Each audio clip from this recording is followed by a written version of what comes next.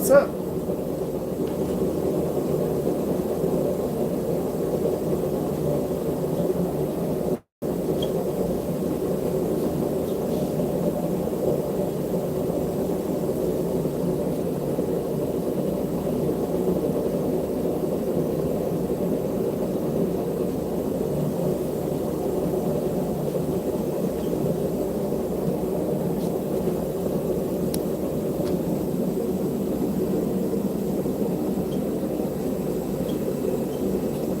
Let's see if I even have enough propane to do this.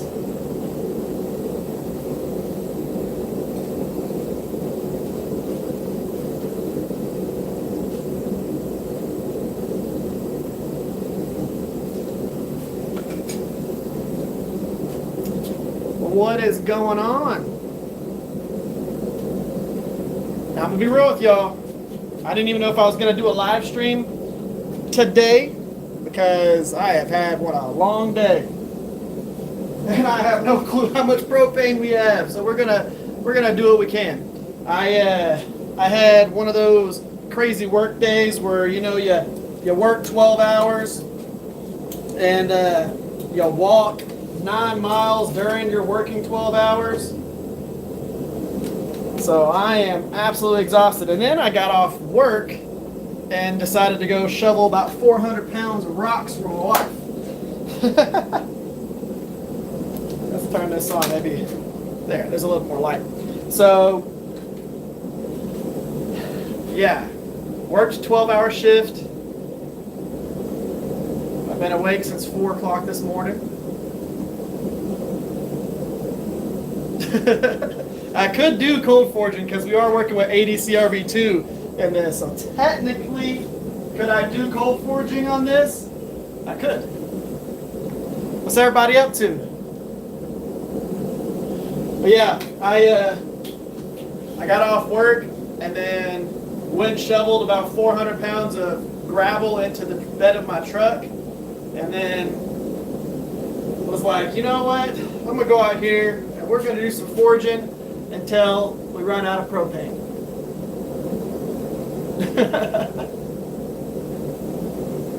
I know, right? ADCRV2 is a good one. So my goal for this is to do, for this particular build that I'm working with, I'm going to be doing a chef's knife. We're going to be doing, whenever I finish it, I'm going to do a wall handle and all of that jazz. But we are going to be forging a hidden tang chef's knife. I'm going to see how fast I can actually forge this, and we're gonna get after it. So we are going to need a few different hammers here. Let's go ahead and grab the fun ones. I should be able to do this with just a few different hammers. We're going to use the Two Bastards dog head. We're going to use the Two Bastards straight peen, cross peen. And we are going to absolutely get after it. So if y'all have ever wanted to see me forge fast, this is going to be the one. Also, I hit a milestone today. This might not really matter to anybody, but I'm 190 pounds. In October, whenever I cut my ankle with the hatchet, I was 226 pounds. I hit 190 today. So, yeah. I haven't been 190 pounds since I was in my 20s. That was a long time ago.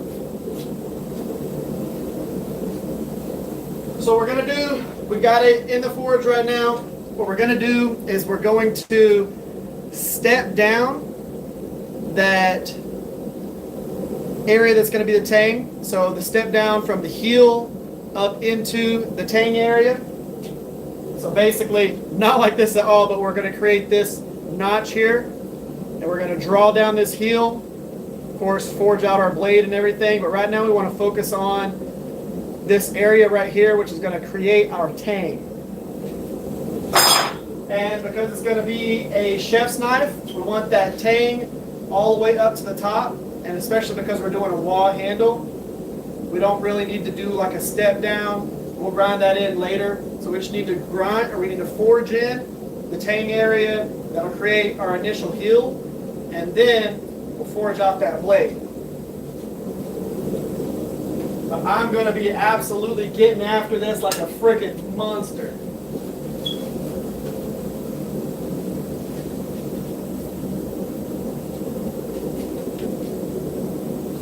I just need to get heat into this tang area. And we are going to absolutely get after it. 50th anniversary conference. X speeds. 4-pound hammer. Heck yeah. That's awesome, Duck. So what's everybody up to, man? Y'all chilling? Y'all making stuff?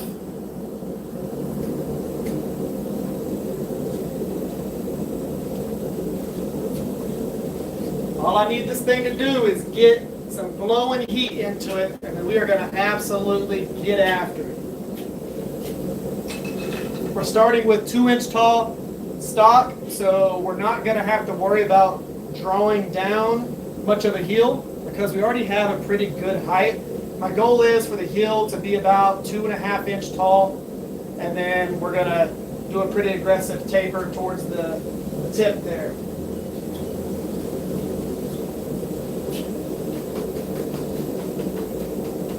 Alright.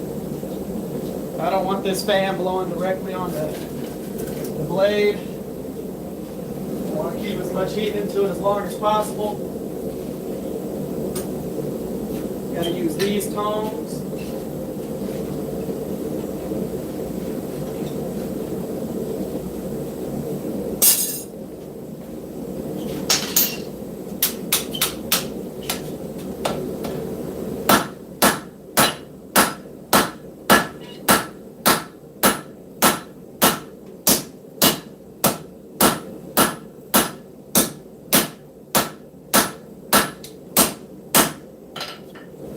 So we're going to keep stepping that down.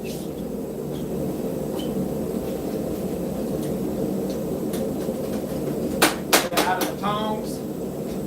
Come on now.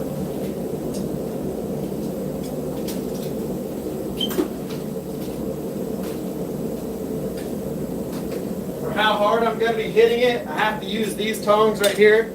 These are like bolt jaw tongs, or they just got a big notch in them, and they're built for 2-inch stock. But for how hard I'm going to be forging during this, I need to be holding it as much as possible. But all we need to do is pinch that down to, I'm going to go with about 1 inch tall, taper it. Got plenty of material to make this tang. Get that done, get the tang forged, go ahead, get a rough profile on the blade, and then start forging, pulling, moving, get a distal on the blade. It's a chef's knife, so we want to forge it pretty thin. We don't want to, even though we're going to have, we're trying to get through this thing, we don't really need it to be, we don't need to draw out or really worry too much about it, but I do want to thin the blade out. That's going to be kind of the key thing.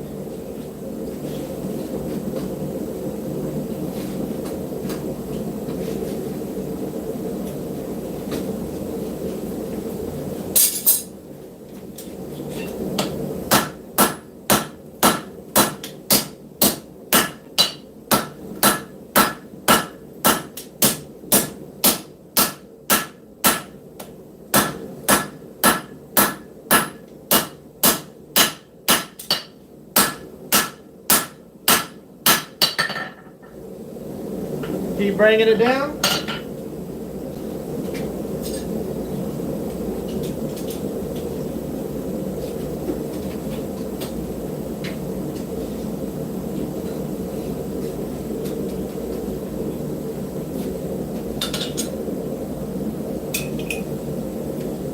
As we get those heat cycles into it, it's going to retain heat a little bit longer. But yeah, we're going to get after it. Well, I'm happy to be here sharing any knowledge that I have, Jeff. Now if I was overseas restoration channel, I'd forge a single sword out of it. That'd be pretty cool. Jeez, 30-pound leaf spring. You can make a whole bunch of knives out of a 30-pound leaf spring.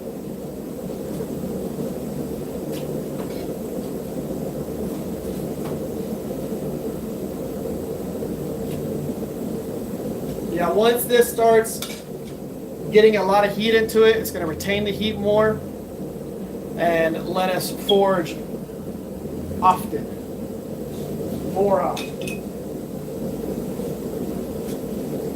Yeah, this is going to be a pretty good evening, because after forging this, I'll probably lose another pound.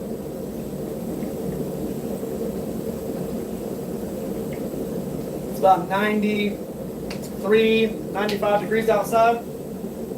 It's going to be about 110 in here when we're done.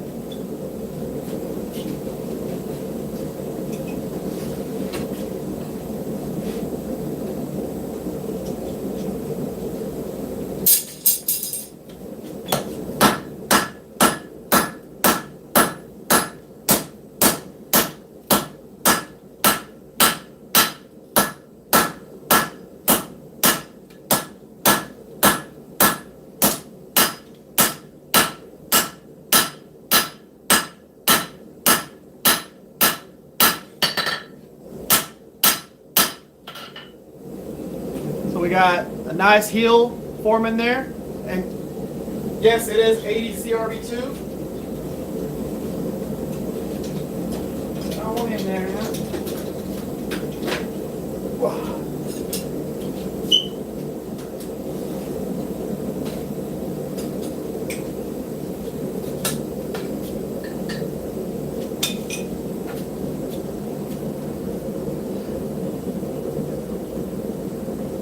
What's up, Dave? How you doing? South Carolina. Yeah, you got to stay hydrated. I drink a lot of water. I'll probably go through a gallon at least of water a day. I don't drink sodas or anything like that, so all I drink is water. Oh, I told my wife I probably wasn't going to live stream, but I figured, you know, he lied to me. we have I want to make sure that Frank gets to see me use his wonderful hammers. Hey, she's the one that made me exhausted. Oh. Uh-huh. By the end of it, I will be moving more rocks than you did. Yeah, she was also at home today, but she is a hustler. She is doing her thing. But that doesn't mean she didn't make me move rocks today. I also offered to take over. I'm going to finish with the rocks on metal.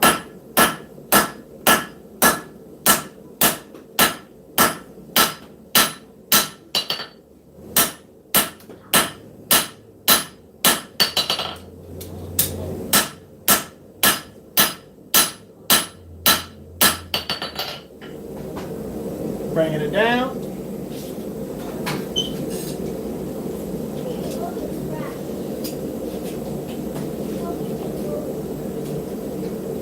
Now we're forging as long as we have propane, because I don't know how much propane we have. I was just like, I couldn't find you whenever I got back home, and then I'm like, I hear you beating on the handle, and I'm just like, well, I guess we're both going to be working in the backyard. Where is that? Frank said he missed you in Atlanta. I'll be next year. 80 CB2 versus 154 CM steel. I'm working for the So I don't work with 154. I do work with a lot of 80 CRB2. So I wouldn't know personally, but yeah. I've worked with a lot of 80 CRB2. But yeah, we're running against the clock here. We're gonna see how fast I can forge this chef knife. You know what I mean?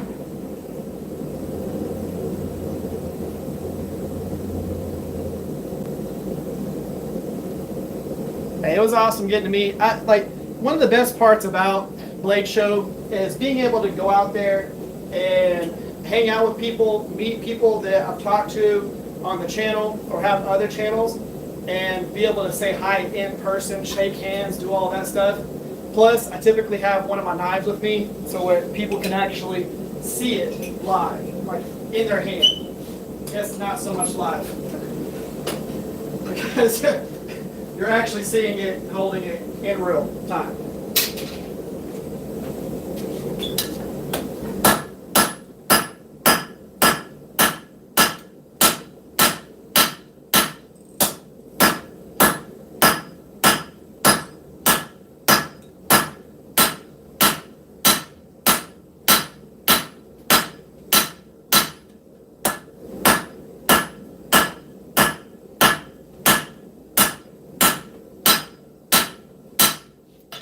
So, got a nice little tang here. Got a pretty decent heel height. Now, of course, the way this is right now, the tang is shifted down. I'll end up moving that up as we do everything. But we still got plenty of meat that we need to narrow down. We're going to draw it out a little bit more. Now, the cool thing is, all I need for a chef's knife is about 2.5 inches, 3 inches of tang. I don't really need it to be too crazy because it's a chef's knife, it's not a chopper. So we don't really have to worry too much about having a crazy huge tang on there, because it's not going to be something that you're chopping a tree with. Now, most of my knives you can chop trees with, even if they're chef's knives, but you don't have to do that with these. I am already like sweating up a storm in here. Whew. I wish it was fall again. I wish it was winter. I loved it when it was like 45 degrees outside, because then it put it about 80 degrees inside the shop. That was the perfect temperature.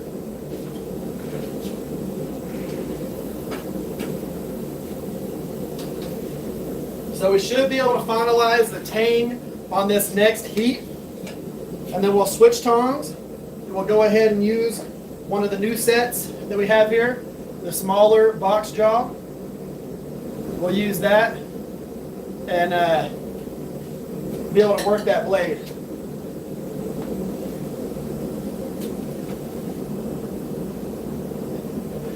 Four times harder or tougher than 154 cm, but doesn't have the wear resistance. Nice. So, homemade tools. This is a homemade tool. I made this a long time ago for working with the leaf spring material that I use. But pretty much everything else is made by other makers.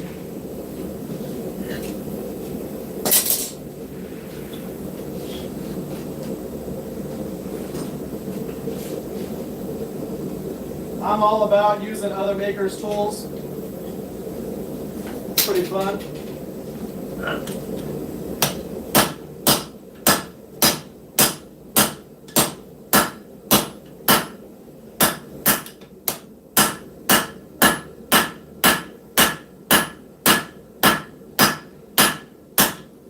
Glasses are starting to come off my face.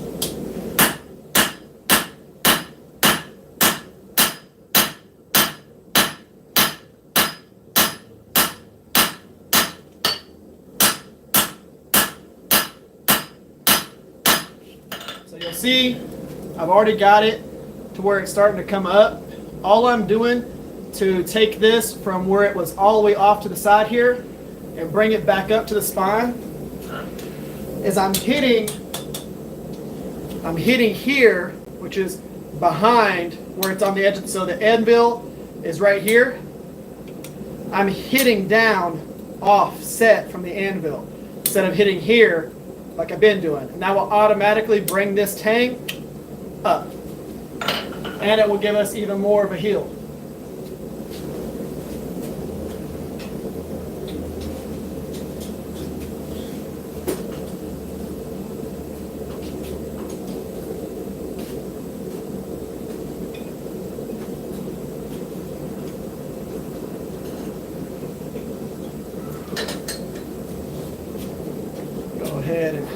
steer this back the other direction. So the cool thing about forging chef's knives is they're not that complicated depending on the steel you start with. If you start with something that's really small and you have to do a whole bunch of drawing the material different directions, it takes a long time. But for what we're doing, we're starting with the piece of steel that's going to let us get to the profile the fastest. Because all we needed to do was pinch the area that's going to be the tang, that's going to automatically create a heel. When we start forging in our bevels, we're going to pull that heel down even more. And then we'll just do a distal through the blade. It's nothing too crazy. It's going to be a nice chef's knife. I'm thinking the blade length is going to be close to about maybe 8.5 to 10 inches. So it should be good. So it's going to be a wah handle. So one of the, like kind of a, Japanese wah handle. And I've got a piece of wood that I've wanted to put on a knife like this for a little while. And I think this is going to be the perfect one for it. So that's what I'm going to do. That's the reason why, again, the tang's going to be all the way up, even with the spine.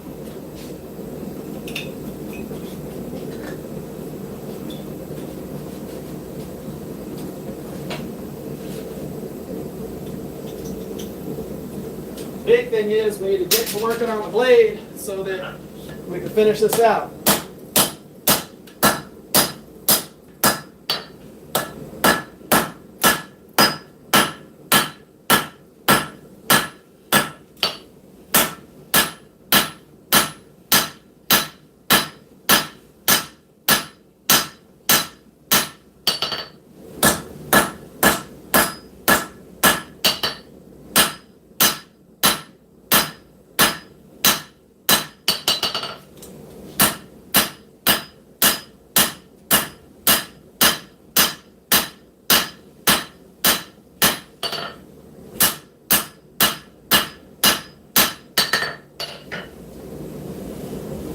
Got ourselves a little old tang.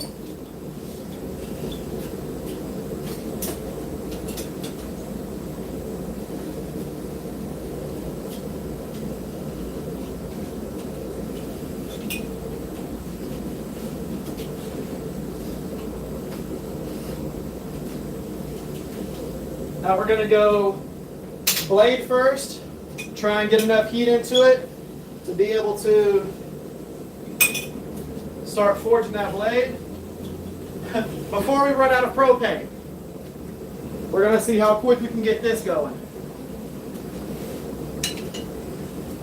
So far, we're about 24 minutes in, and I've only been forging for about maybe 20 of that. Yes, I do sell the blades that I make.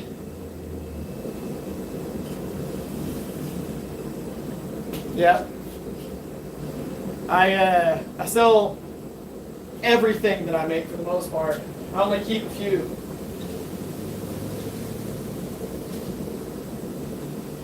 It'll be interesting to see how much we can get out of this with the propane that we have.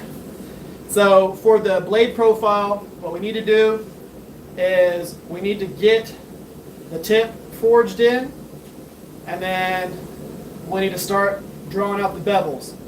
Now the cool thing is, when I start pulling the bevels out, we will automatically start getting the distal forged into it.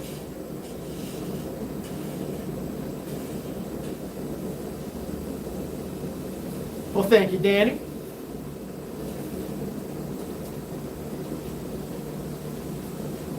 Ooh, we're gonna see how this goes. I'm running like maybe 8 PSI right now, 9 PSI on the forge.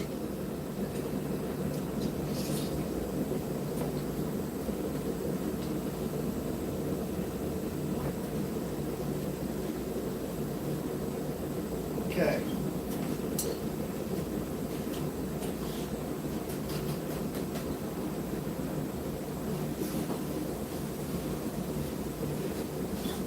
Let's do a little bit of profiling.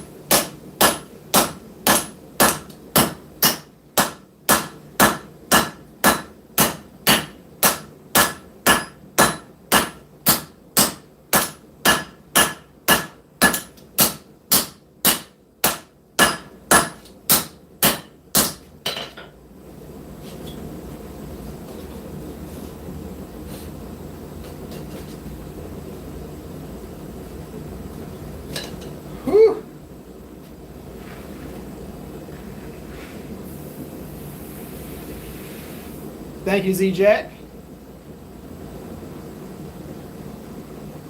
About setting up or starting up a forge. That's awesome. And yes, you got to start somewhere. What's up, Chip? Little Shegeman knives. I'm trying to see how much forging I can get done before we run out of propane on this bottle. Now the funny thing is, I have other bottles, so I can see roughly how much propane we can get out of those too. This is a real thing that happens in forges, you know what I mean? And people who have shops. Sometimes they start running out of propane.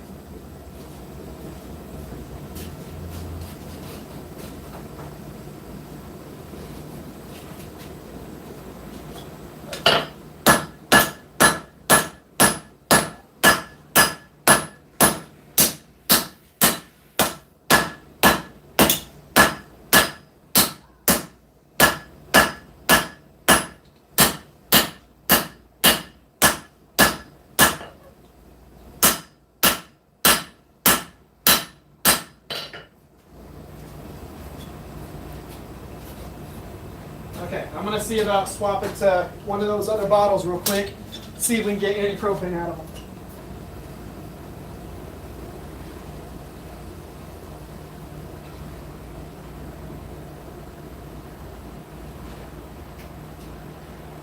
Who knows? The funny thing about propane bottles is you never really know. If I don't have a thing to gauge the PSI, or not the PSI, but the amount of propane that's in them. We're going to see if I can get any propane out of these other ones before we stop.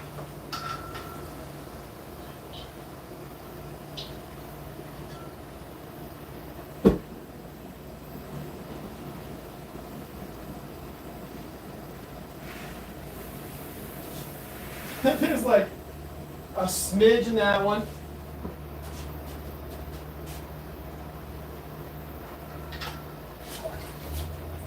All else fails, I can always go get another bottle. It's about 3 minutes from here.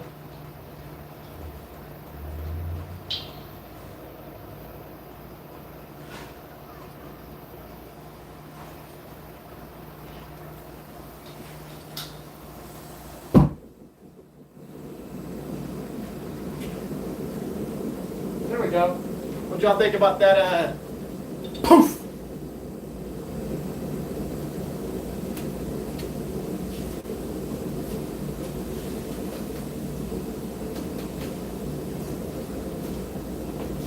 I wonder how many propane tanks I have in here. Got 1, 2, 3.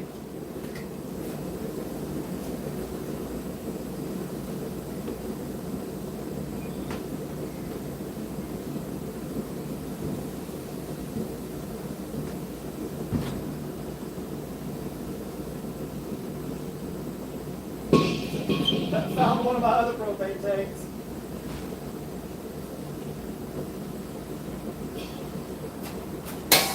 I don't think I have any in this thing. This is what my shop looks like. 12 propane tanks, if you can't count.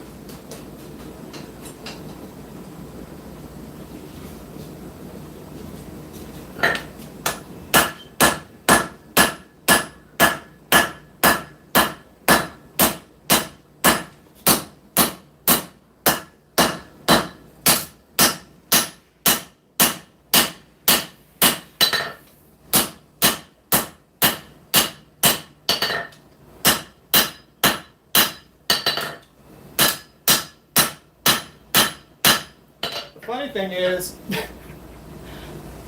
that's what we were able to get so far.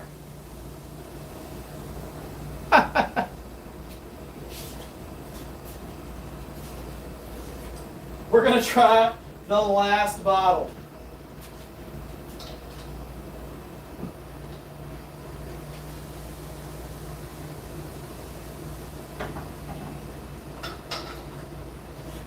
I haven't used this bottle in a while, so I have no clue if there's propane in it or not.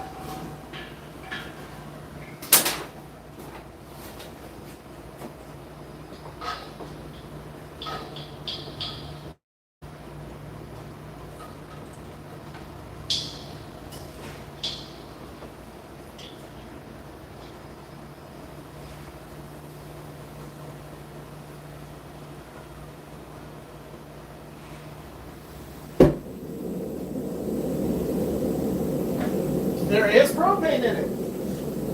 Don't know how much. There's quite a bit more than there was. Whew, we might be able to do this thing. Thank you, Jeffrey. I try to be an artist, you know, that's one of the things that I really like about all this stuff. One of the things I didn't show y'all was whenever I forged this one that was based on the leaf, so that right there, I ended up spiraling this even more than it was. It's nice and centered in there. It's rounded. I was able to put a slight radius on it, smooth it out.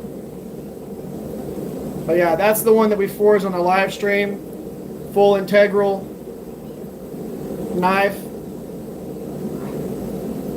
It's going to have a nice sweeping plunge line. That was the one that I based on a a leaf.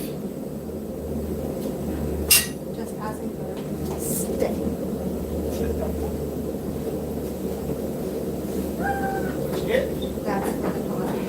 It's a little spicy in here. Just a little bit. Miss Rivers, by the way. Again, if y'all haven't seen her, that's the wife. She's working with gravel right now.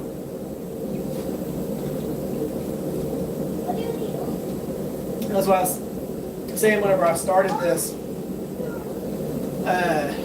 Went from 12-hour shift, walked 9 miles during that shift, left there, went and loaded about 400 pounds of gravel into the bed of my truck.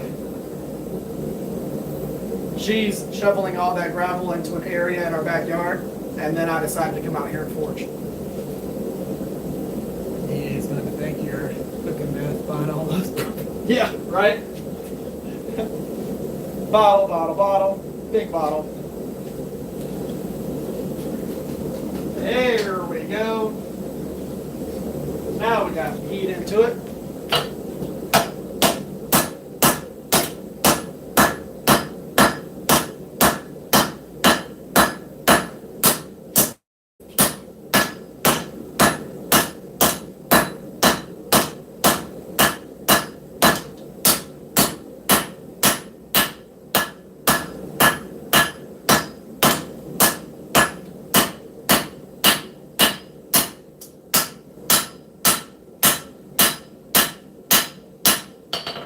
Okay, we're starting to pull it down. What I want to do here is I want to pinch this quite a bit and get a nice skinny point, because what's going to happen is whenever I forge in the bevels, it's going to naturally distal the blade because the bevels are going to come up pretty high.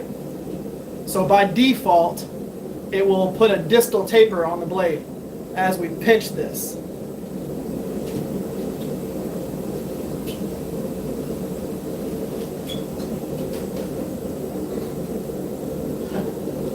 My tongs are smoking. This is the first time using them, these particular sets, so they still have the oil on them from the people that I bought them from.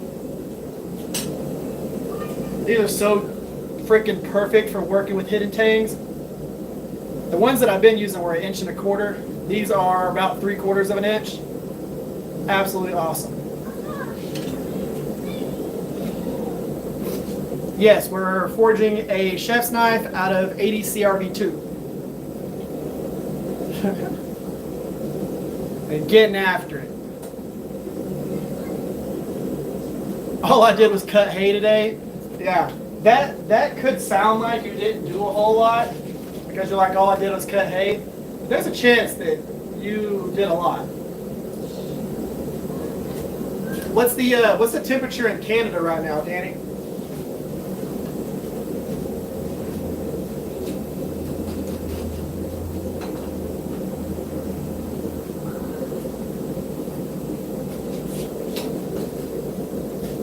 Is it warm up there? Is it cool up there? And yeah, ADC-RV2 does move like butter, especially whenever you primarily forge 5160. This is easy. All I did today was nothing. But you know, one of the cool things about doing everything that I've been doing lately is, you know, with me trying to eat healthy, drink just water, and exercise, by default, I get tons of exercise at work. I'm moving stuff the entire time that weigh anywhere from 20 to 40 pounds. And I'm doing that constantly for 8 to 12 hours a day. And on top of that, I'm walking between 8 and 9 miles a day. So it's just, I've just been losing weight. It's been awesome. Like I said, I hit 190 today, 190 pounds, and I haven't been that weight since I was in my 20s.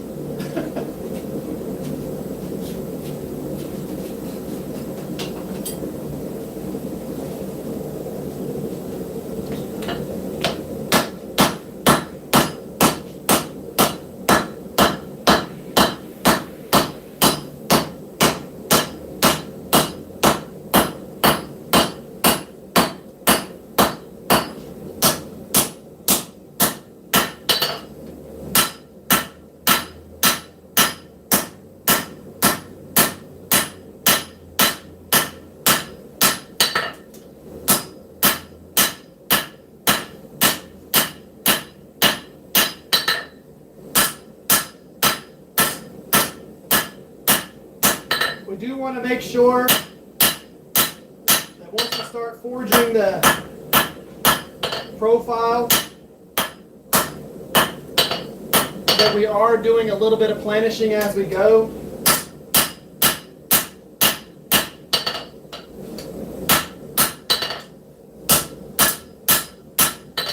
We don't want to have to do too much work. But right now, we've got this profile right here. We're keeping it decently consistent thickness-wise. We have a nice heel by default from forging in our tang. That blade profile. Now, what I'm going to go ahead and do on this next heat, I'm going to forge the blade profile just a hair more, and then I'm going to do a planishing phase. And then what we're going to go ahead and do is we're going to start working on our bevels. And we're going to switch hammers when we start that.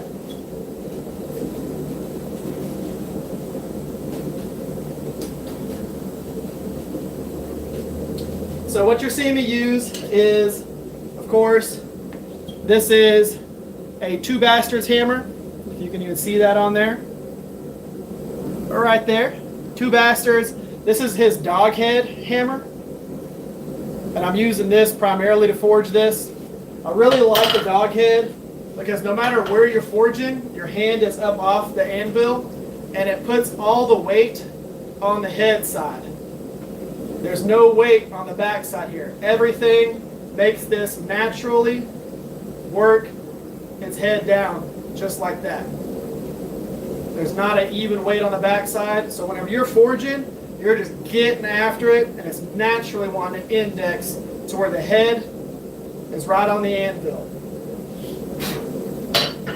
So using that dog head, what we're going to end up switching to when we start forging out the bevels is another 2 Bastards hammer. This one's a collab with Mark Ling. We're going to primarily be using the round side of this hammer. And what that's going to do is it's going to let us draw out these bevels, pull it down, and pull it lengthwise. But we're going to use the rounding side of this hammer to do a lot of the bevel work on this, instead of using the cross-beam straight beam.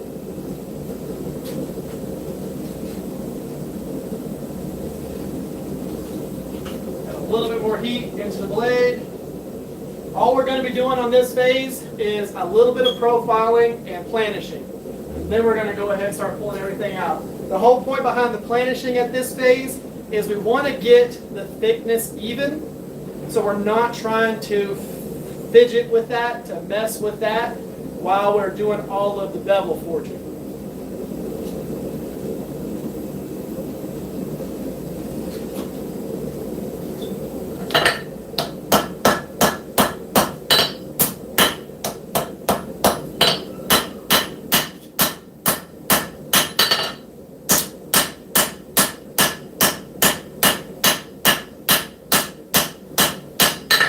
Yes, Doug, doghead hammers do take a little bit to get used to.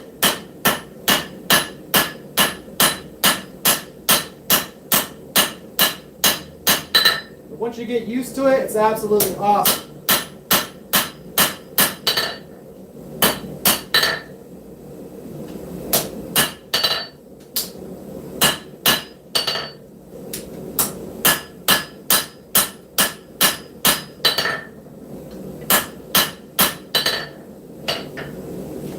Okay, we have a decent, even thickness down here now.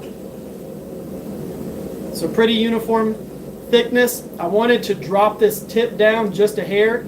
It was already kind of popped up a little bit. We don't want that. We want, as we forge the bevels, for the tip to come up just a little bit. So what's going to happen there is as we're forging with this rounding hammer, we're going to come in and we're going to primarily focus on the bottom 2/3 of the blade. And we're using the round side so that it moves the steel everywhere. What's going to happen is the tip is going to move up a little bit because we're going to be stretching this material both this way and this way. So by default, this edge steel has got to go somewhere. It's going to go this way and it's going to go this way. And a little bit of it's going to come out in height.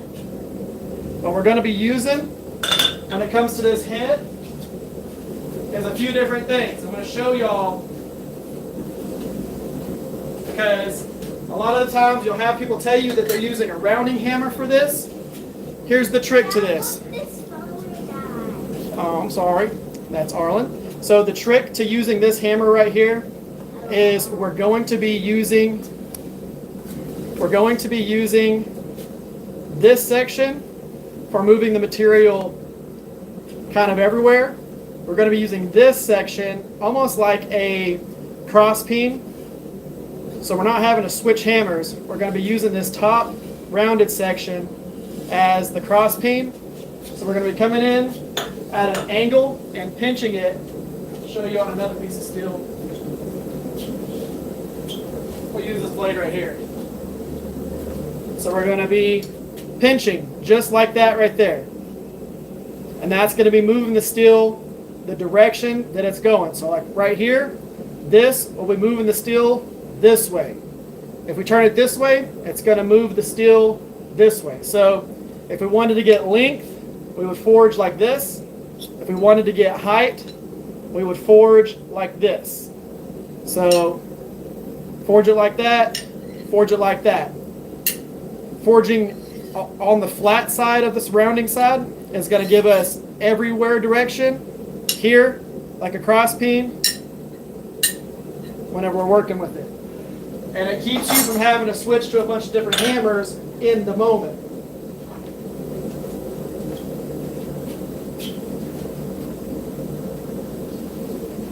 And learning this part of forging is really integral to being able to progress through forging without having to go through and buy a bunch of different hammers, or this is me explaining it to you so you can learn it without having to learn it yourself. So we'll come in, we're working on the bevels, we're hitting it nice and flat on the head. When we want to start drawing that heel down, we hammer on the edge. Start pulling, we want to get some height, we can get some length this way, some height this way, length. If I want to work on length on the side, if I don't want to turn it this way, all I do is I switch to this edge right here, and I can forge with that edge and get length, this to get height, and do a lot of different things with your hammers.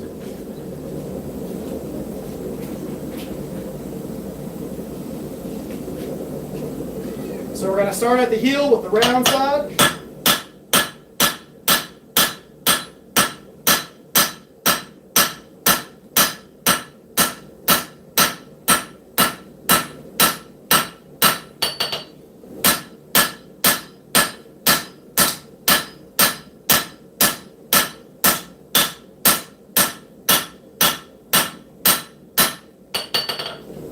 The trick here is hammer both sides.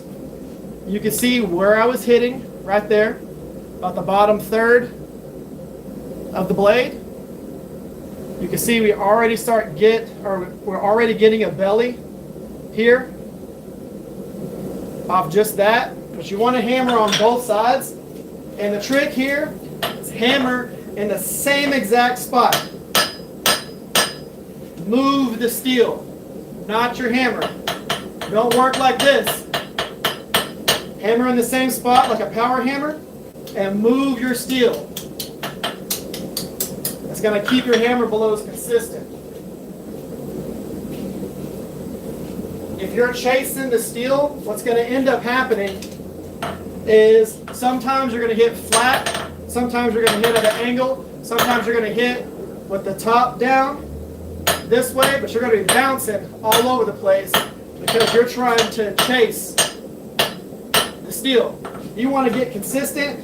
Boom, boom, boom. Move the steel. Move the steel. You start changing the hammer angle. Move the steel. Consistent hammer blows. Your angle like this. Move the steel.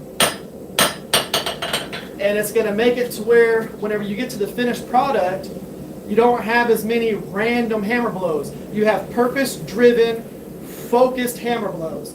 That way you're actually moving the material in the direction that it needs to go. You're trying to expand the steel. You're trying to elongate the steel. You're trying to get height out of the steel. You can do that as long as you focus on one spot. Boom, boom, boom, boom. Move your blade. Treat yourself like a power hammer.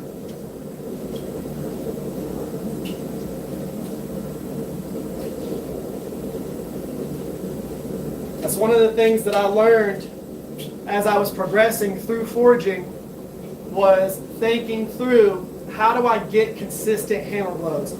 How do I stop screwing things up? And it's taking the, not really the person, because you're still doing the work, but taking the kind of the movement error out of the equation. If you're just doing one motion, all you have to do is focus on cleaning up that motion. And then you can sit there and you can dial in with this exactly where you want the blade to be hit. Dial that in. Consistent motion, just dial it in. And it takes that learning curve and decreases it a ton. Because everybody wants to sit there and move their hammer everywhere. You don't want to do that. Just like if we were grinding bevels on the 2x72, we get locked in, 90-degree elbows, and we just move. You know, you're not sitting there with your arms out trying to fight it like this. You pull it in, you look down straight at the edge of the blade, and you just work it. Use your body and stay consistent. Same process. What are y'all talking about here? When I say I have good forearms, yeah, I have good forearms.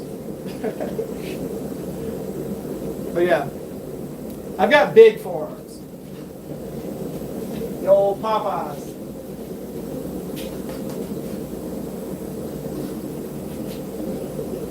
All right, we're gonna get back after it again. Flat hammer blows.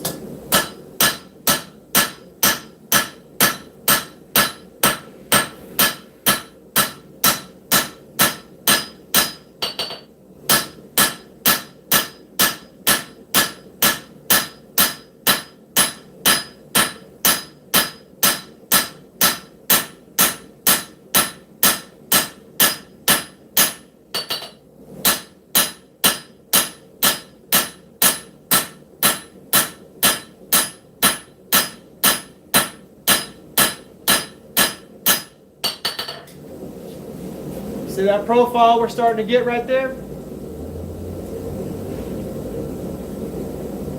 That's starting to look real good. And again, you can see where the hammer blows are. They're still in this bottom 2/3 right there. We have not started working on the spine yet.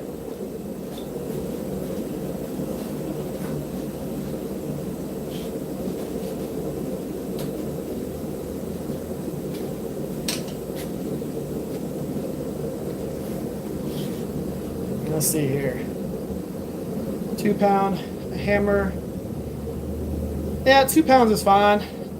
I work with anywhere from 3 pounds to 5 pounds. I'll show you, of course, this is my massive 5-pound, 2 bastards cross peen. That's a big hammer. And then I've got another, this one's about 4.5 pounds from Fire Creek Forge. But yeah, big old beast.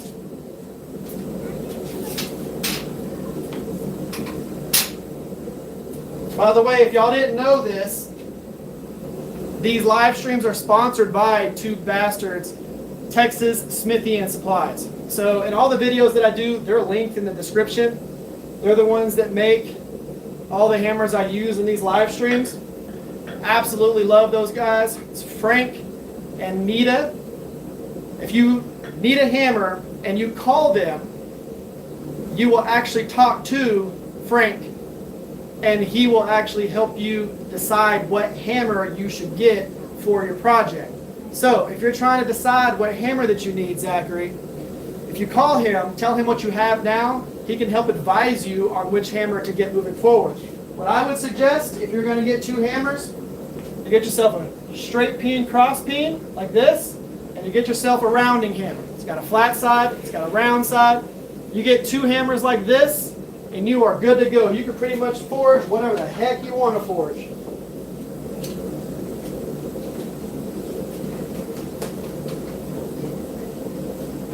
And then from that point forward, you can start focusing on kind of more specialty hammers.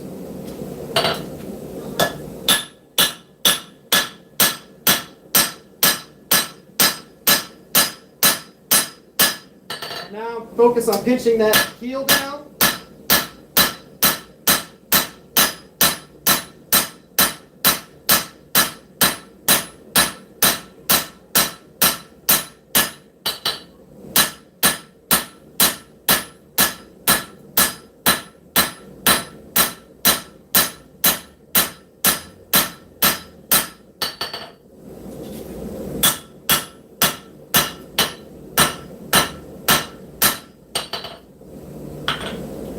So what you're going to start seeing is you're going to see the spine starting to straight out here. Now the reason that we're not worried about that right now is because we've left all that meat in the spine. Whenever I go in and I forge that distal taper, it's going to automatically bring that tip right back down a little bit.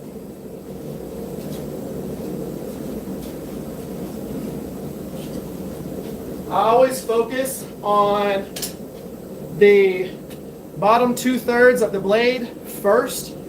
Get those bevels where I want them, looking good, and then save the meat that's in the spine to refine the profile.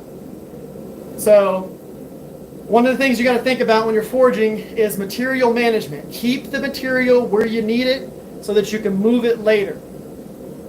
Don't move it all at once. You can if you want to. It's a personal preference of mine that I forge this way. I like being able to fine tune and adjust things in the aftermath.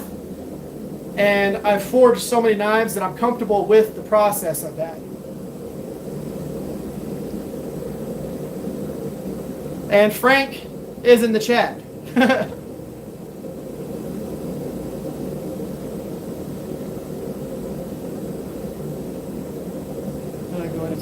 Between. Nice. Well, thank you for ordering that, Dave. That's awesome. Thank you for that. One of my favorite things about being a knife maker is other people having my blades. It is just the funnest part because then I get your reaction of you using it, having it. That is absolutely the best part about this. And I'm going to have to get another water. Whew. Thanks again for doing that, Dave.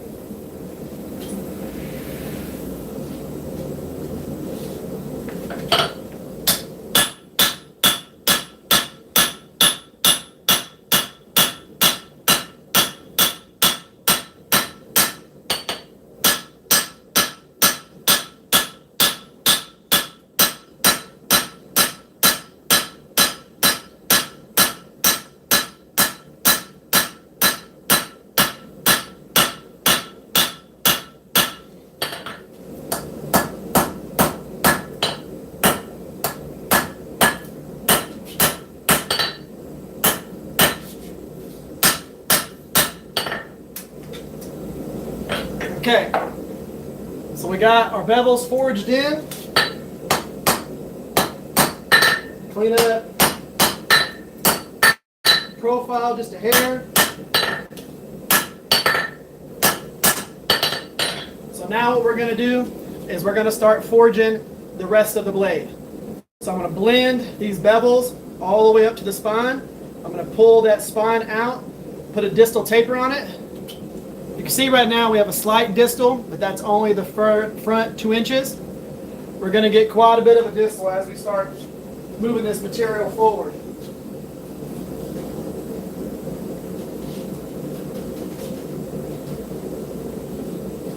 So in these next few heats, we'll really start to get a sense of this overall blade size and profile.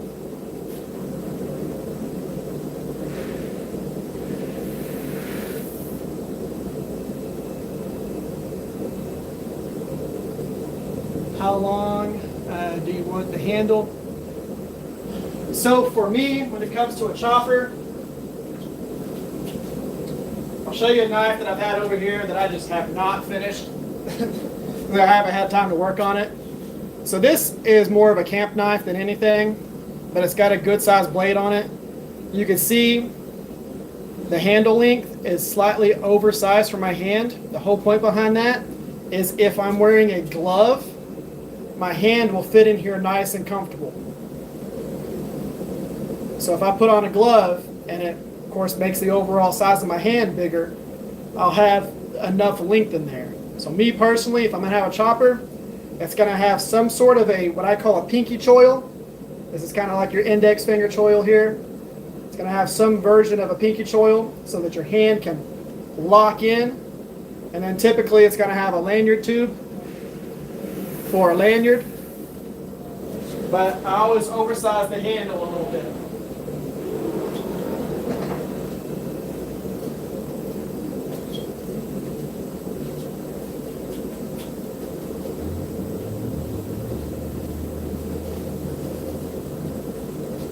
So whenever I had the blade in the forge, I had the spine towards the main heat side. The way my forge works, it has like a cyclone in it because the burner blows to the sidewall. It comes down around. I had the spine getting plenty of heat into it. Then I flipped it to where the cutting edge was getting some of that focus. So we have a nice even heat all the way through the blade because we're going to be forging on the whole entire thing. And we're going to switch back to the dog head for this because we're going to start working on those bevels and getting them feathered up into the spine and get that spine forged out.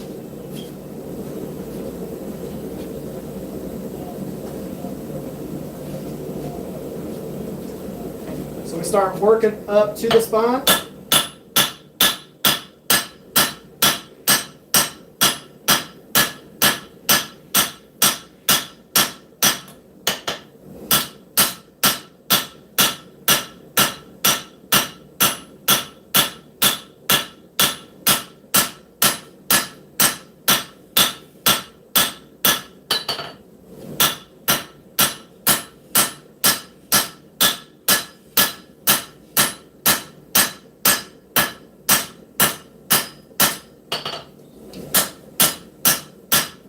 A little bit of planishing.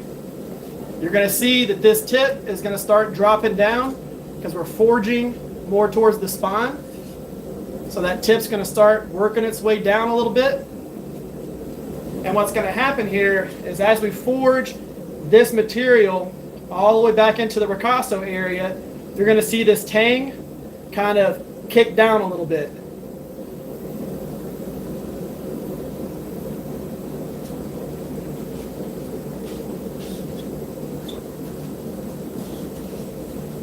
And we're going to really start getting a distal taper there, going through that blade. So how's it going, wife of mine? It's done? It looks good? She's hustling on this this gravel beside our house. So the church that she works at, they're redoing their playground.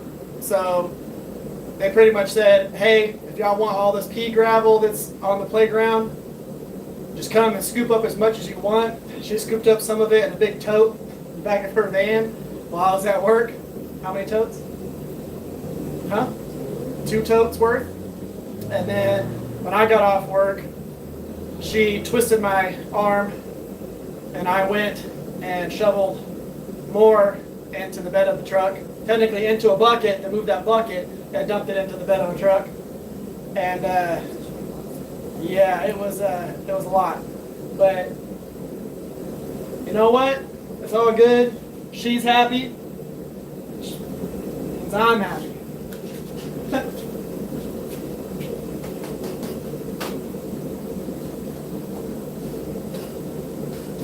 All you youngins that haven't got married yet, that's a big thing. Now, to be fair, my wife caters a lot to me and my whims and all the crazy stuff that I do. So I'm lucky there. Because I do a lot. I do a lot of random stuff. A lot. I'm like, you know what? I'm going to build a shop. Well, I leveled my shop and I built a shop. And she helped me. So, yeah, that was the thing that happened. Now we have the shop. I helped you for power. This is true.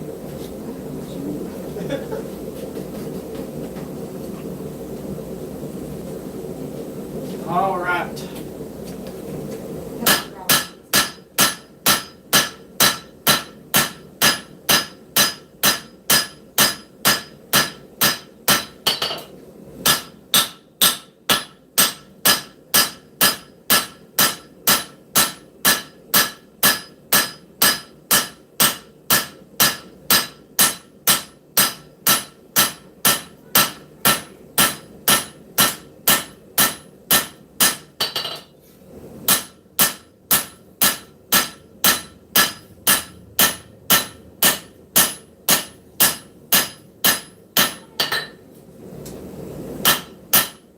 Right now what I'm doing is I'm forging back and forth between the spine and the bevels, the spine and the bevels. So we're going to keep that centered as we start doing that, and you can see we're going to start getting a nice distal throughout it. We need to get this spine, which started off just over 3/16 of an inch, we need to get that down to almost 1/8 of an inch.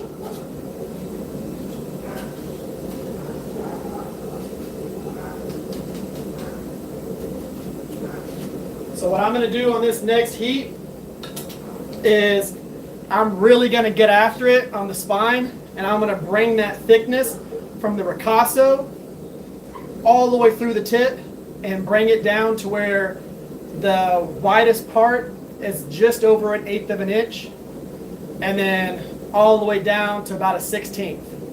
That's what the tip thickness is going to be when it's all said and done.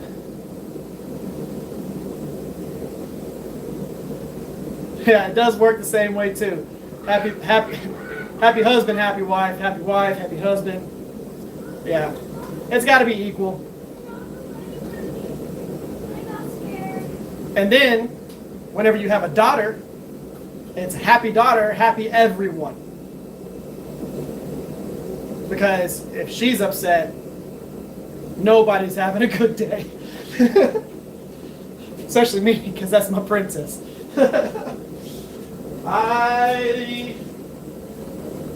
I am butter in my daughter's hands. If I get frustrated with her, that's okay. If she gets frustrated with me, it's not okay.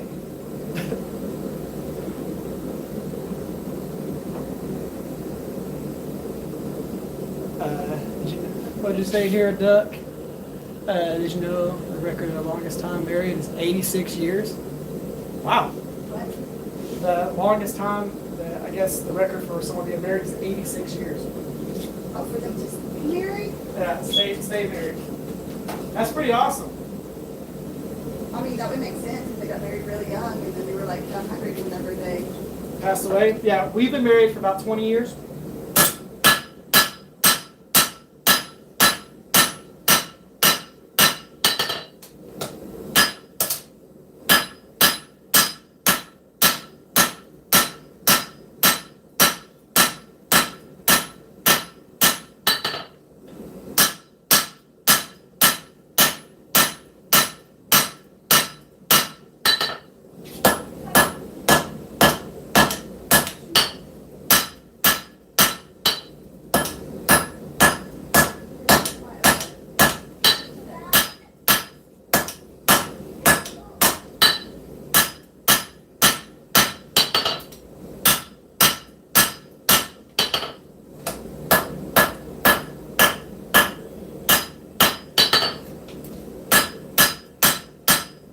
Something to be mindful of whenever it starts getting a little bit darker, those are planishing blows. You can start seeing that we're getting thinner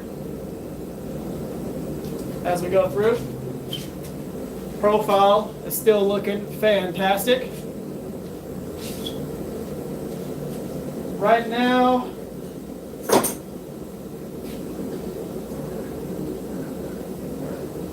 we are 8.5 inches.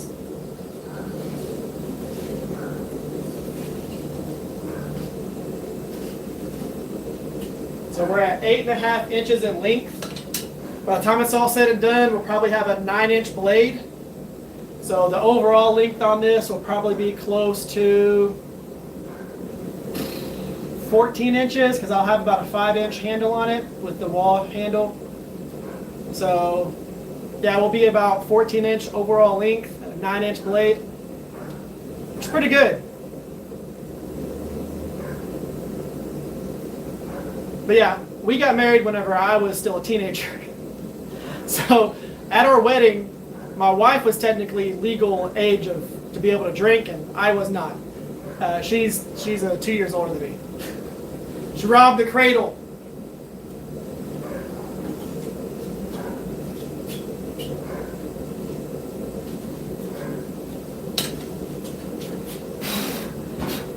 Get that orange scale off of there.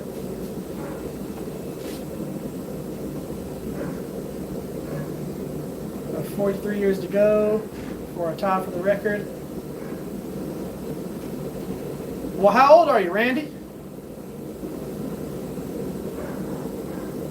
Yeah, you better believe you could cut some big turnips with this knife.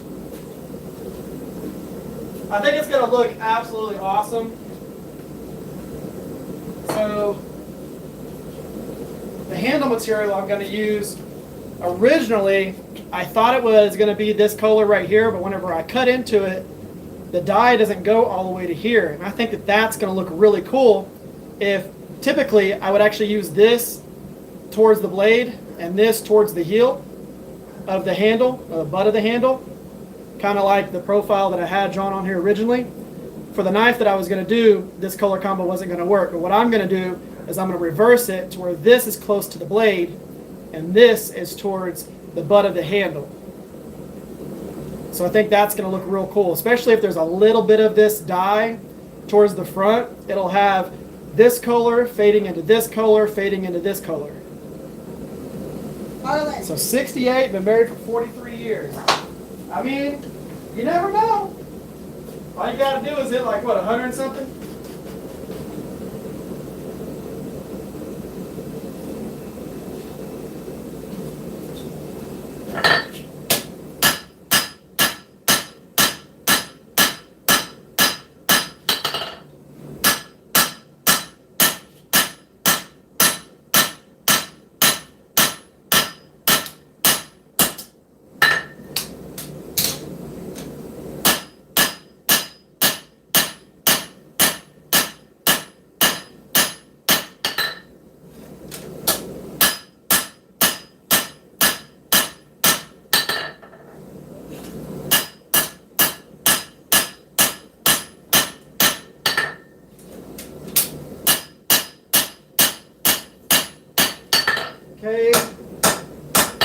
have the thickness that I want.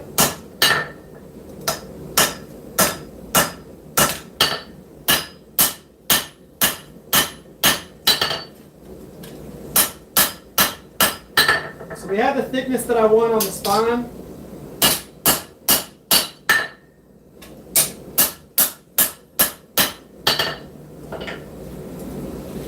So we have the thickness that I want on the spine. We have that tip forged nice and thin. You see that distal taper in there? Going from the ricasso all the way through to the tip. We've got that hand forged in. We're not super straight because I haven't planished it yet. We got that tip thinned out. It's going to get even thinner when we take these bevels and we forge them down to the final thickness. That's going to give our final profile.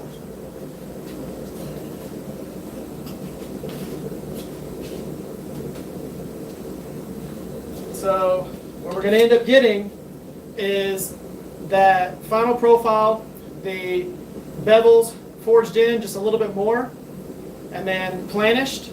And then what we'll end up doing is we'll switch and hold the blade by the blade side, the tip side, and all we have to do is forge the tang to the same thickness as the ricasso. That'll give us that last bit of length that we need for a hidden tang. Again, leaving the thickness where it needs to be left in the process of forging. How much forged texture will you leave on? There'll be plenty of forged texture because we're forging this pretty close to finish. So we really won't grind off much of the texture. Only about the bottom half will have like smooth, clean bevels, and the top half of the blade will still be fully forged because we're forging it very close to the actual finished process.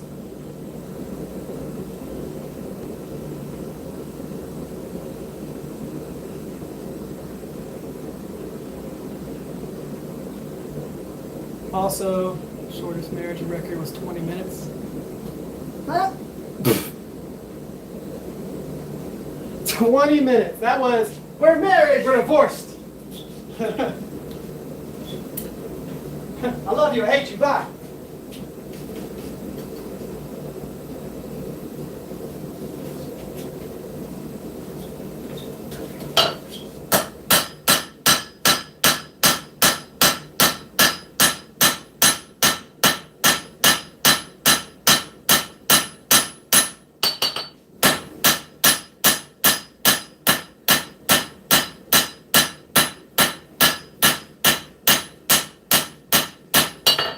Really thinning out that edge.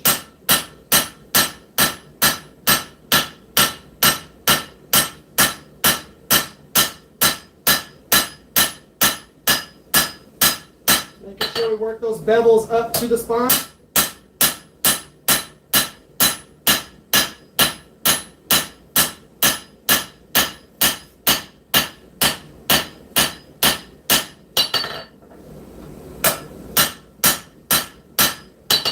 Really get it planished.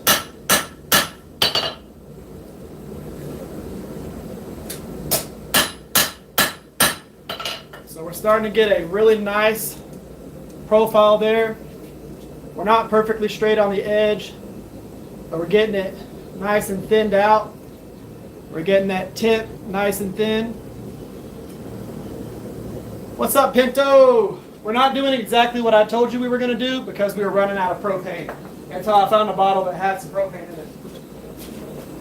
All those bottles, no propane.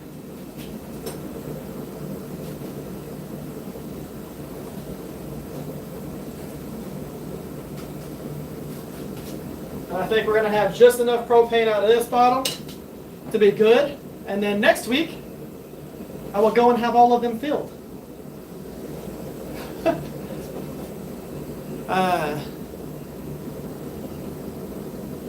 Let's see here. Not totally straight is literally banana. It's not a banana. I've made some bananas before. That was like whenever, yeah, I've made some that were whoop, and you needed to do the phrase, "I'm banana, you're banana." Would you be able to bring me just a bottle of water? I'm perfect. Doesn't even need to be a cold one. Just a regular bottle of water. Fine. Thank you. You're awesome.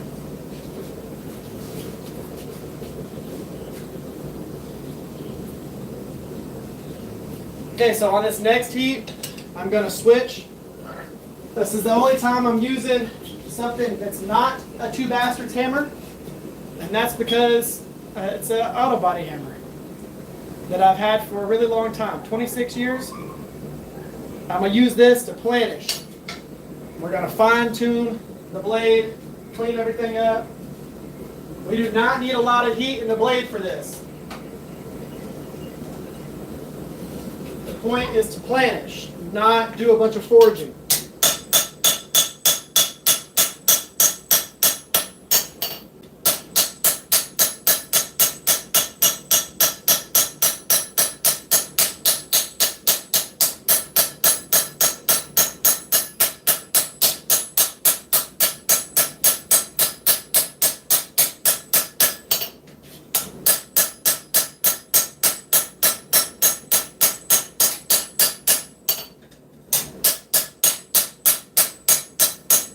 And the cool thing is, if I wanted Frank to make one of these hammers, he could.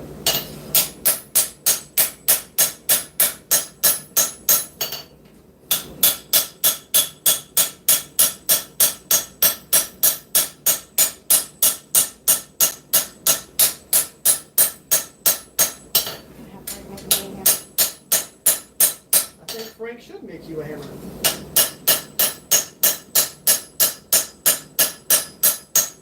Make a Mrs. Rivers special. For planishing, we're going to forge it while it's still a little cold. The cool thing is you can cold forge 80 CRB2. We're going to do one more heat like that. And then we're going to get after that tang and call it good. Third bottle of water. I'm not happy. I'm just making nothing. Yes, you should drink water. It's really hot outside.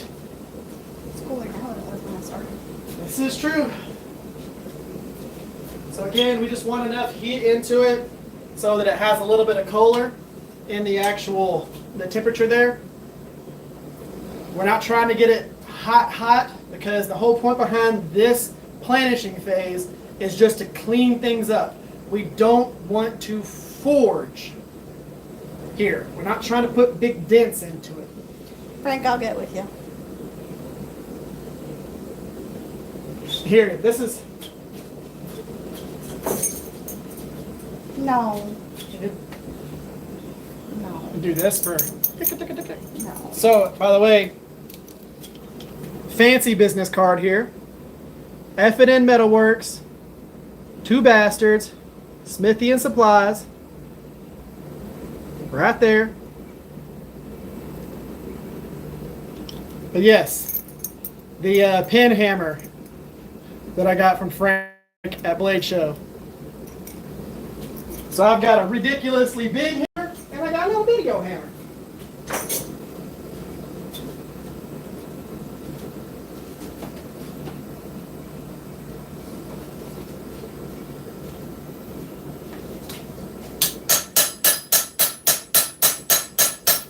Back into the planishing.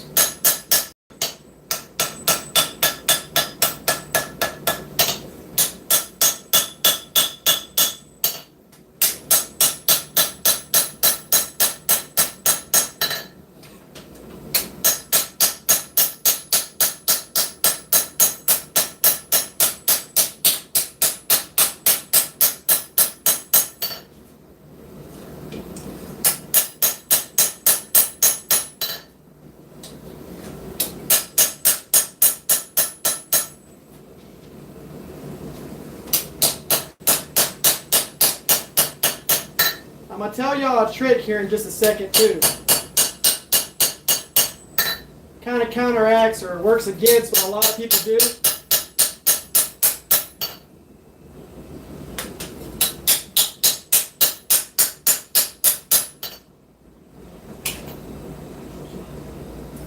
nice and straight there.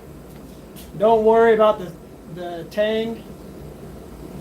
There you go. Nice big blade. Nice and straight.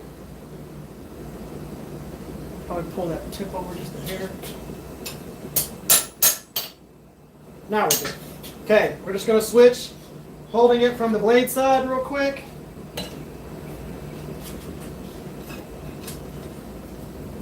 And then we will get that tang exactly where we want it.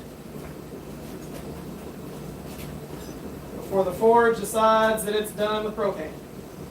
You take a look at my problem whenever you're done. Make sure and quench your tongs. Cool them down so you don't accidentally burn yourself.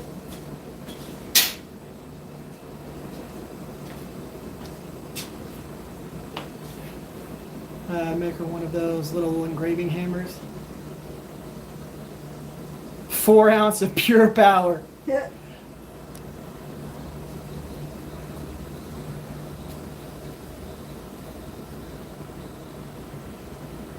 Hope this is still a hammer from Frank. Hey, so when we were at Blade Show, Frank was walking around and he had EDC hammers. So he had these holsters on his hip and he had 2 hammers. He had a rounding hammer on one side and I think a straight peen cross peen on the other. Boom, just walking around, just pop, pop. Hammers on his side, ready to go. Quick draw, hammer action. You never know, somebody walks up on you. EDC hammers are a thing. I'm saying, you can do that. Well, at least Frank can.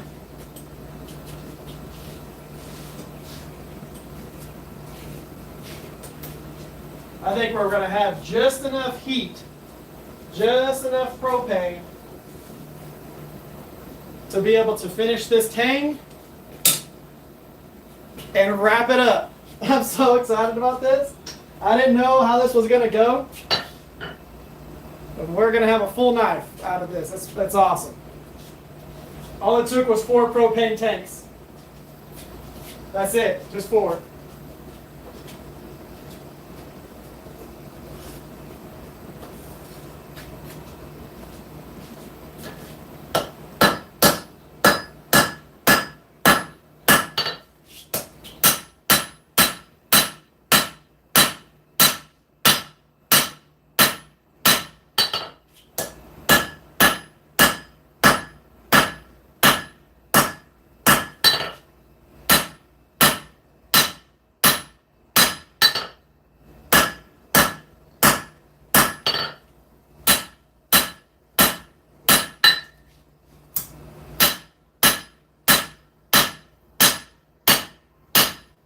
When in doubt, beat the heck out of it.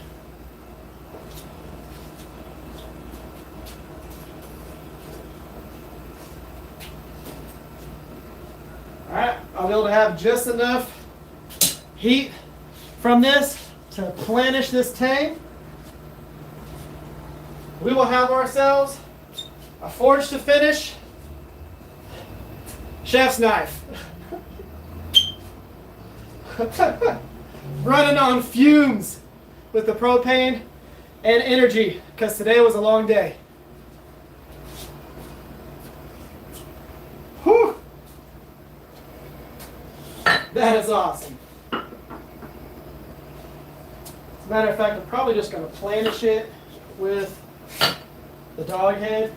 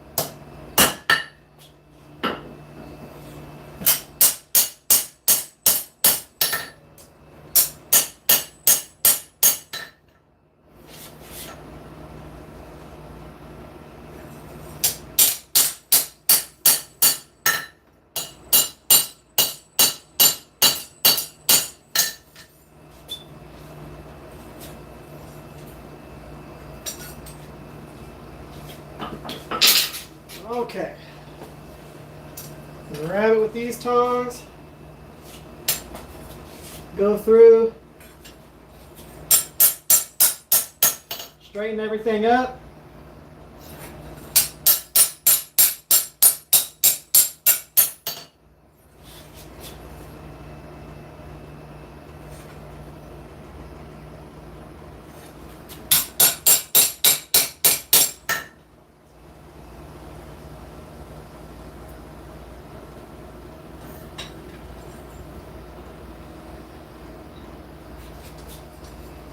I sweat in my eyes. Look at this forge. The little bit of flames coming out of it.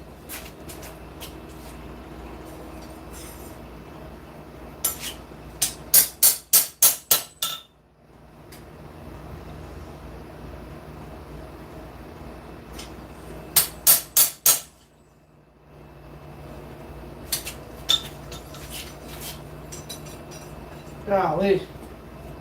I've got sweat all in my eyes here. I'm not winking because I'm trying to look down at, even though it is working. Just literally nothing but sweat in my eyeball. Whew. Okay. Turn propane all the way off. Let's look at this. So, we got our cutting edge nice and thin on there. That is our profile that we have forged right now. We have our distal taper forged into it. So distal fully forged into it there. Got our profile forged. Got our cutting edge nice and thin. We're straight all the way through. Look how thin that tip is.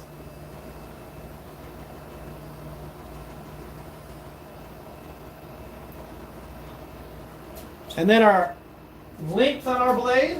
Let's see how close we got to 9 inches.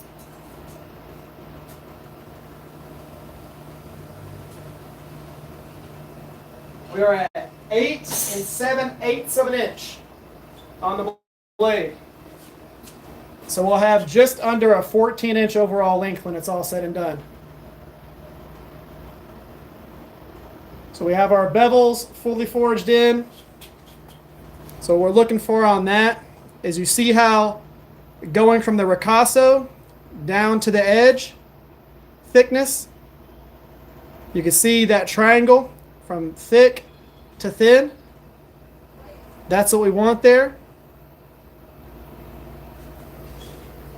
And then we have a little bit of a heel here. Whenever I refine the profile, everything's going to look absolutely awesome. But that is looking good. We were able to knock it out. We were able to make a full size, not a full size, a huge chef's knife. So what it's going to do, I'm going to put it in the forge, even though the forge isn't like on or glowing or anything like that. I'm going to let it put whatever retaining heat is in the forge into the blade. And then whenever I get propane, I will go through and do an annealing phase. What that's going to do is that's going to relax the steel. So basically what we're doing while we're working this is we are heating it up, forging it, and air cooling it over and over and over and over again. So it's like it has a whole bunch of grain refinement cycles, plus a lot of abuse. So what we're going to be doing is we're going to anneal it. I'm going to bring it up to 1600 degrees and let it cool inside the forge. And then we'll start working from there. Now, one of the things that I will do tomorrow before I clean anything up is I will go through, and if I see anything that I need to adjust, I will adjust it cold. I will not put any more heat back into it. So the cool thing is there's been a lot of people lately doing cold forging on ADC RV2. which you can do, which is really cool. Toby, you want to say hi? Yes. Come over here and say hi. Wait, No, can over you here. move your handle back so that No, he's good. Come up right here. And this is Toby. This is my mini-me. Now, I'm going to be adjusting it and doing all of that stuff with it cool. And then I will go through and do the normalizing cycle or the annealing cycle and get everything good. We're going to be heat treating it at the thickness that it is right now. And then I will do a grind the bevels. On chef's knives, I like to grind the bevels after the heat treat, just in case I have to go in with a straightening hammer and clean anything up, all that stuff. And yes, Toby is a world-class, I wouldn't call it, well, he might not. Would you consider yourself a world-class troll? Like you troll people on here? What? Do you know what that means? Troll? Yeah. Yeah. On the internet? Yeah. Yeah, of course he does. He's 7 years old and knows what that term means. It's ridiculous. But yes, we're going to be doing this handle on it, that particular material, which is from Oleg Bashkvik. It's kind of unique because typically whenever I get handle material from him, his dies go all the way through. This is the first one that I've seen where the die did not go into here. So I'm assuming that's not very porous right there, because you can see the red, or what we would probably consider fuchsia or pink there, went all the way through to here. So I don't know what happened at this point, but I'm hoping that whenever I profile this, it has some cool color transitions and gradation in there. So we'll see what happens. But that's the handle that I'm going to end up putting on it. This is going to be a cool chef's knife. Whew, I am sweating. I think we're going to call it here. Thank everybody for coming here. You'll have to see what I was doing while you were out here. Oh, okay, hold on. Nisha wants to show you, my wife. No, you're gonna show them what I was doing. Let's see here. I'm gonna take y'all over to where she was working. Of course, that's the outside of the shop. That's the old shop. That's gonna be my grinding room, which y'all will see videos on that soon. Yeah, if I was gonna do what I planned on doing, it would have been a longer one, but I might do that next week. I was gonna take it from bar stock and forge it into an integral bolster and show y'all how to make an integral bolster with bar stock. If y'all want me to do that next week, show you how to upset the steel so that you can go from 3/16 all the way out to 3/8 of an inch. If y'all want to see that, I'll show y'all. I'm gonna let Arlen come over here. Come over here. Toby, come over here. Come over here. Let's see here. And this is what she was doing. So this was just dirt right here. And what would happen is as it would rain, it would come down here and just turn it into mud. So she put about 3 to 4 inches deep of this pea gravel here. And this thing is about 4 feet wide and probably about 15 feet long. Hello, this is me, Toby. This boy's right here, And these are my kids. They're probably going to get me demonetized. Come out of the way. So yeah, that's that. Anyways,